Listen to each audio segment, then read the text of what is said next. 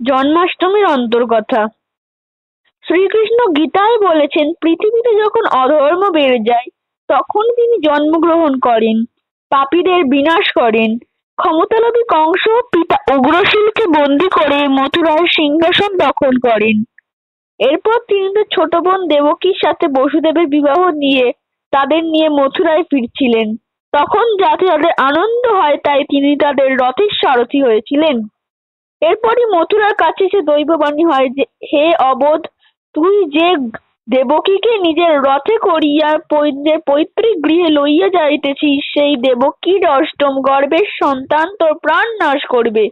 একথা শুনে কংস দেবকীকে হত্যা করতে যায়, কিন্তু বসুদেব তখন কংসকে বুঝিয়ে বলেন যে দেবকী তার ছোট বোন, তাকে হত্যা না করতে, তার মৃত্যু তো দেবকীর সন্তানে। যখনই তার সন্তান হবে তখনই সে কংসের হাতে সেই সন্তানকে সমর্পণ করে দেবে।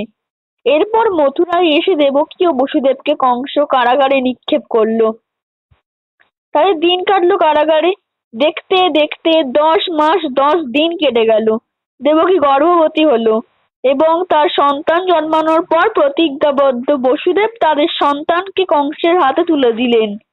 এইভাবে দেবকী 6টা শিশুকে মারল কংস। দেবকী শোকে কাতর হয়ে পড়ল। এরপর তার গর্ভে এলো 7ম শিশু। পুনরায় দেবকী সেই আনন্দে দিন গুনতে থাকলো, কিন্তু কংসের কারণে তার শোক বাড়ল। ইতিমধ্যেই বিষ্ণুর আদেশে দেবী যোগমায়া পৃথিবীতে এসে বসুদেবের প্রথমা পত্নী রোহিণী গর্ভে সংস্থাপন করলেন দেবকীর গর্ভস্থ সন্তান। মথুরাবাসী দেবকীর গর্ভ নষ্ট হয়েছে বলে জল্পনা করতে লাগলেন। ওদিকে গোকুলের ঘোষপল্লীর এক সুরম আলোয় রোহিণী এক পুত্র সন্তানের জন্ম দেয়। সেই পুত্রই পরে বলভদ্র বা বলরাম নামে পরিচিত। সময় গড়ালো। শুদ্ধ সদ্যময়ী দেবকী বিষ্ণু ভগবানকে পরিপূর্ণভাবে হৃদয়ে ধারণ করলেন। ভগিনীকে দেখে কংসের মনে হলো, কেন জানি না, এবার মনে হয় বিষ্ণু গর্ভে এসেছেন। তাই কংস কারাগারের পাহারা আরো বাড়িয়ে দিলেন।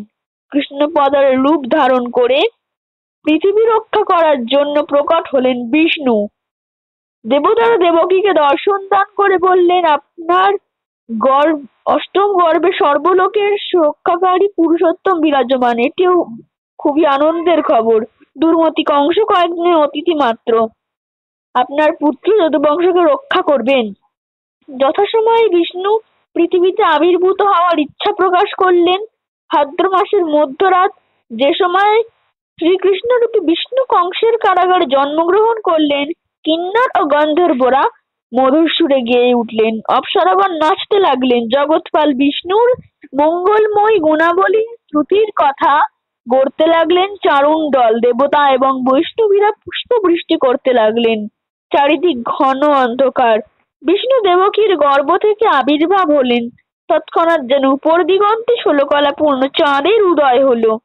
বসুদেব অভিভূত হয়ে দেখলেন তার সামনে বিচিত্র দর্শন শিশু, দুনয়ন কমলের ন্যায় এবং বিশাল, চতুর্ভুজ, শঙ্খ চক্র গদা পদ্মধারী, বক্ষ ত্রিবৎস চিহ্ন, কণ্ঠে কৌস্তবমণি, শ্রীঅঙ্গে মনোহর পীতাম্বর বস্ত্র, নানা আভূষণ সুশোভিত। দেব শিশুর অঙ্গ প্রত্যঙ্গ থেকে জ্যোতি ঠিকরে বেরোচ্ছে। নবজাতকের এহেন রূপ দেখে বসুদেব নির্বাক। বসুদেব এবং দেবকী স্তব করতে লাগলেন। বিষ্ণু তার পূর্ণস্বরূপ প্রকাশ করলেন। আপন যোগমায়ায় এক শিশুর রূপ ধারণ করলেন। বুধবার কৃষ্ণপক্ষের অষ্টমী তিথিতে রোহিণী নক্ষত্র যোগে শ্রীকৃষ্ণের পূর্ণ আবির্ভাবে মথুরার মাটি পবিত্র হলো। ঠিক সেই মুহূর্তে আকাশ মেঘযুক্ত মুহুর্মুহ মেঘগর্জন। যেই মুহূর্তে কৃষ্ণ জন্মগ্রহণ করেন, যশোদার এক কন্যা সন্তান ঘনিষ্ঠ হলো। পুরাণে কথিত এই কন্যাই যোগমায়া বা বৈষ্ণবী শক্তি সম্পন্ন যোগনিদ্রা। যোগমায়ার আবির্ভাবের পর তার প্রভাবে কংসের কারাগারের প্রহরী বৃন্দ ও মথুরাবাসীগণ নিদ্রার সংবাসান্ন হয়ে পড়লেন। কৃষ্ণকে নিয়ে আসতেই কারাগারের বৃহৎ লৌহ কপাট দ্বার এবং লোহার শিকল একে একে উন্মুক্ত হলো। বসুদেব কারাগারের থেকে বেরিয়ে আসার পর তুমুল মেঘগর্জন এবং বৃষ্টিপাত শুরু হলো। অনন্তনাগ সহস্র ফনা বিস্তার করে বৃষ্টি নিবারণের জন্য বসুদেবের মাথার উপর আচ্ছাদন হয়ে পিছনে পিছনে যেতে লাগলো। প্রবল বৃষ্টির কারণে স্রোতস্বিনী যমুনার তখন ভয়ঙ্কর চেহারা। যমুনা পথ দেখালেন বসুদেবকে। নন্দালয়ে উপস্থিত হয়ে দেখলেন বসুদেব যে ব্রজবাসী সকলেই যোগনিদ্রায় সংবাসন্ন। তখন তিনি সূতিকাগারে যশোদার শয্যায় নিজ পুত্রকে রেখে নবজাতককে নিয়ে কংসের কারাগারে ফিরে গেলেন। দেবকীর শয্যায় তাকে রাখতেই কারাগারের লৌহ কপাটগুলি বন্ধ হয়ে গেল। এদিকে কংস খবর পেয়ে সূতিকাগারে এসে দেখলেন নবজাতক নয়, এক নবজাতিকা নিজ মনে খেলা করছে। এরপর শিশুটিকে শিলায় আছড়ে মারার চেষ্টা করতেই কংসের হাত পিছলে আকাশে উঠে পড়ল। সঙ্গে সঙ্গে দৈববাণী হলো, হে দুরাচার কংস, তোমাকে যে ধ্বংস করবে সে ইতিমধ্যেই জন্মগ্রহণ করেছে। তোমাকে বধিবে যে গোকুলে বাড়িছে সে। তারপর শ্রীকৃষ্ণ বড় হয়ে কংসকে ধ্বংস করে মথুরাকে দুরাচারী শাসন থেকে মুক্ত করলেন। পিতা উগ্রসেনকে মথুরার সিংহাসনে বসালেন এবং মথুরাকে শান্তিপূর্ণ করে শান্তি স্থাপন করলেন। এই ছিল জন্মাষ্টমীর